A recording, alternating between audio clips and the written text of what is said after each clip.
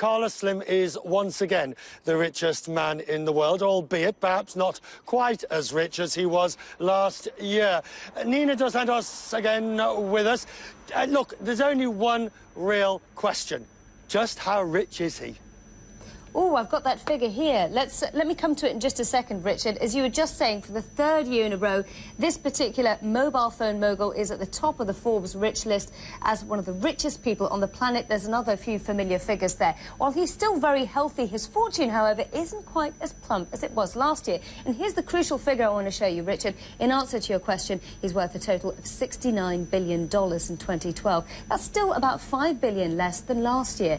Well, a record of 1,226 billionaires in total made this list. That compares to 1,210 last year, so it is up on last year's figures. However, when it comes to their average net worth, well, that's the interesting bit. It remains more or less the same at 3.7 billion in total.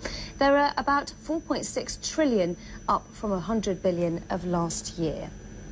Now, I spoke to Steve Forbes himself a little earlier on today, and I started out by asking him how there could be so many billionaires out there, indeed a record number, when much of the world is facing a recession. Take a look. What's amazing about the billionaires list this year is the churn. Not too many more than last year, only 16 more. A few countries are down a little bit. China's down a little bit. Russia's down. Among the BRICS, only Brazil's up a little bit.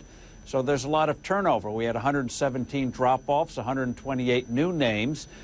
We had some increases, some downward. Ash Mittal of Middle Steel went way down, Lakshmi Mittal, and others went up. So it was reflected in the world economy. A lot of things are happening, but not too much overall real growth.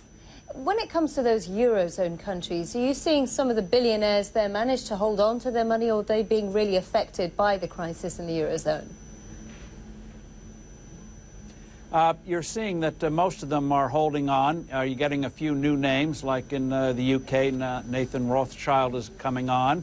You have a couple of notable drop-offs, like the author of Harry Potter. She made some gifts of about 150 million. Also, the UK tax laws hurt her as well. So there is some churn there. But overall, you haven't seen the kind of sharp drop-off that you did see in 2008, 2009. So I think some lessons were learned in trying to conserve assets in this kind of turbulent environment.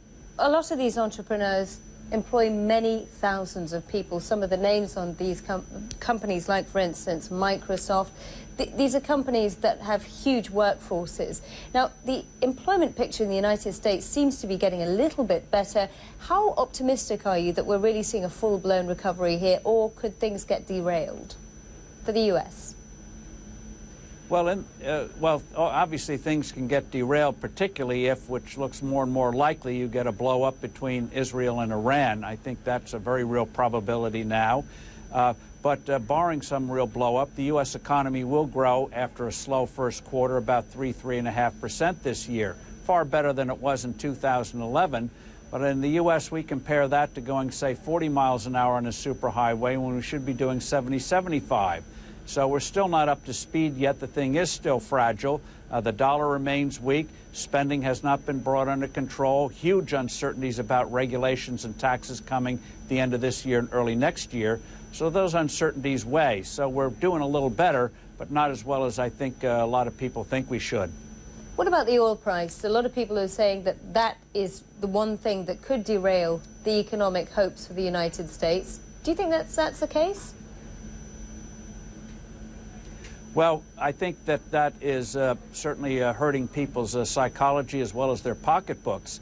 And the chief villain on that is not just the uncertainty in the Middle East, but even a bigger one is the Federal Reserve printing too much money. Over time, there's a very close correlation between what happens to the dollar and what happens to the price of oil. When the dollar gets weak, the price of oil, which, as you know, and other commodities are denominated in dollars, they go up. We saw it in the 70s where the dollar was savagely weakened. Oil went from $3 to $40 a barrel. President Reagan brought down the inflation. Oil fell almost in half, down to $21. So a lot of it's in the hands of the Fed, but a big short-term thing, obviously, is the Middle East. If there's a real prospect of a blow-up, insurance rates on tankers going through the Strait of Hormuz will send up oil prices, even if something doesn't actually come to a conflict.